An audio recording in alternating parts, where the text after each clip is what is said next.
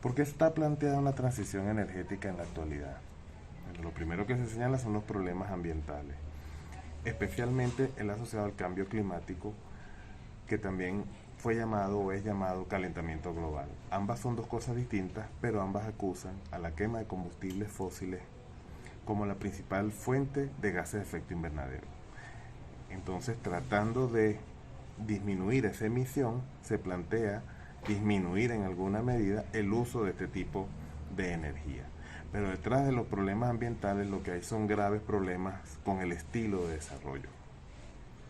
Entonces, desde el año 70 aparecen otra vez los planteamientos de Malthus, es decir, una preocupación por el crecimiento poblacional, pero también hay importantes preocupaciones sobre el tema de la seguridad nacional de todos los países, donde tiene que ver con la seguridad del agua, la seguridad alimentaria y por supuesto la seguridad energética. Y adicionalmente a esto, la energía mueve la economía mundial y resulta que el sistema financiero internacional se está cambiando.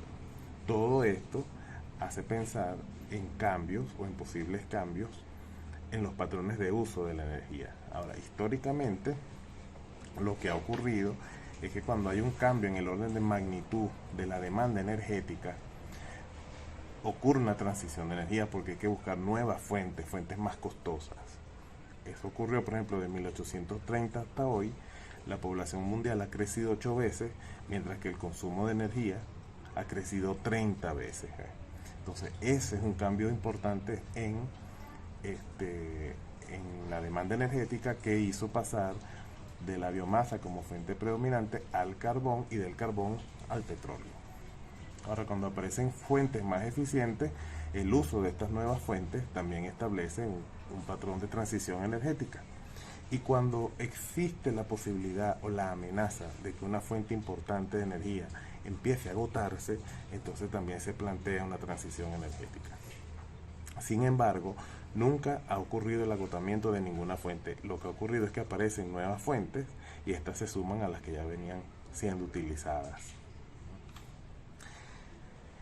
Hay que aclarar de una vez que aunque hay una alta correlación entre el crecimiento poblacional y el uso de la energía, no se puede establecer si la energía, si el consumo de energía crece porque crece la población o si la población crece porque hay más energía disponible. Lo que es cierto, como tal y como muestra este gráfico del año 2004, en los países desarrollados la población crece lentamente y sin embargo su consumo de energía crece exponencialmente. Mientras que en los países en vías de desarrollo la población crece exponencialmente, no así su consumo de energía. Por tanto, la correlación entre el crecimiento poblacional y la energía pareciera estar más bien vinculada al estilo de desarrollo que determina cómo se utiliza la energía y no tanto a un número que expresa el crecimiento poblacional. Dicho eso, entonces vamos a hablar de 4 condiciones que se dan para que ocurra una transición energética. La primera es la rentabilidad, es decir, la energía cada vez es más costosa de producir y es más costosa de adquirir, y para sustituir fuentes o hacer que nuevas fuentes participen en la matriz energética, estas deben ser rentables. Es la primera condición. La segunda condición es la tasa de retorno energético, es decir, la industria de la energía toma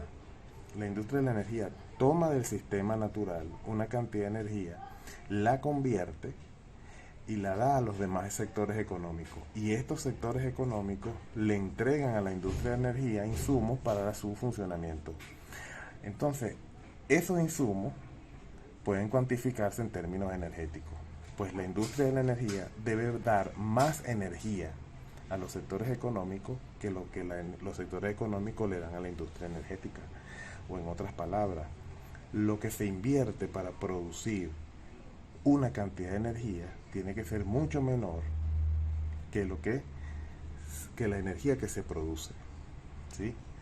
Entonces, hay quienes han estudiado esto y establecen que la energía que se produce debe ser al menos 3 veces mayor que la energía que se utiliza para producirla. ¿Ves? En el gráfico que vemos a la derecha, vemos que el carbón, por ejemplo, tiene una alta tasa de retorno energético que comparada con la, digamos, geotérmica, ¿verdad? Es, la geotérmica es mucho menor. En cambio, la solar térmica, según estos datos del 2009, no cumpliría el requisito mínimo de una tasa de retorno energético 3. Entonces, la tasa de retorno energético sería la segunda condición. La tercera condición tiene que ver con la densidad de potencia. Es decir, yo no, es como tú utilizas, cómo se utiliza el espacio para producir energía. Yo no puedo producir o utilizar más espacio para producir energía que para desarrollar la vida, ¿no? Ahora, nosotros hemos decidido, nos hemos ido aglomerando en ciudades y eso ha hecho que el consumo de energía sea más denso en el espacio, más concentrado en el espacio, y eso hace que requiramos fuentes energéticas igualmente concentradas. En el gráfico que está en la izquierda vemos en los cuadros sombreados la forma en cómo la industria, las ciudades, los rascacielos consumen energía concentrada en el espacio. Para que una fuente energética le sirva a esa demanda, debe estar por encima, en el gráfico debe estar por encima de esas áreas sombreadas. Entonces, las áreas que no están sombreadas, marcadas en rojo y verde, representan las fuentes energéticas, y vemos que las que están en rojo son las fuentes convencionales, sobre todo hidrocarburos, y son las que están por encima de la industria, de las ciudades, de lo que representa el estilo de vida o el estilo de desarrollo actual predominante. Mientras que las demás, en cuanto a densidad de potencia, están por debajo, no se adaptan, ¿verdad? No se adaptan a la demanda actual en general. Esa sería la tercera condición, densidad de potencia. La cuarta es seguridad energética. Ahora, no existe una definición consensuada a nivel mundial, y menos en el mundo académico, sobre lo que la seguridad energética es.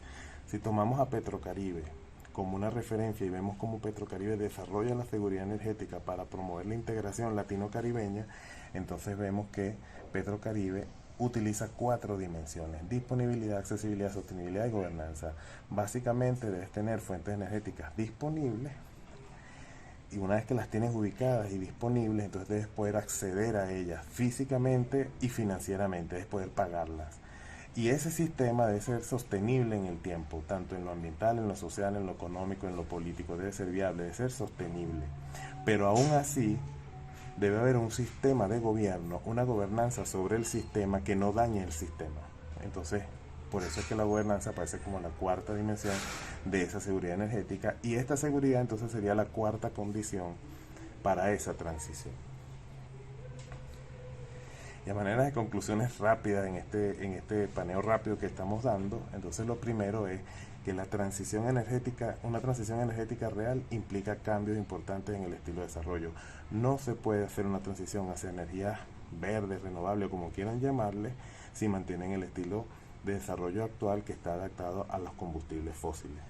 Lo segundo es que no es posible sustituir a los combustibles fósiles sin cambiar el estilo de desarrollo actual.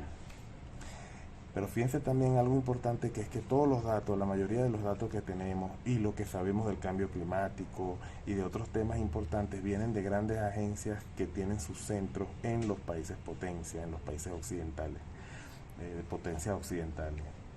Y es importante que la región latino-caribeña aborde los problemas de la transición energética con criterios propios para no generar más dependencia y poder defender sus propios intereses.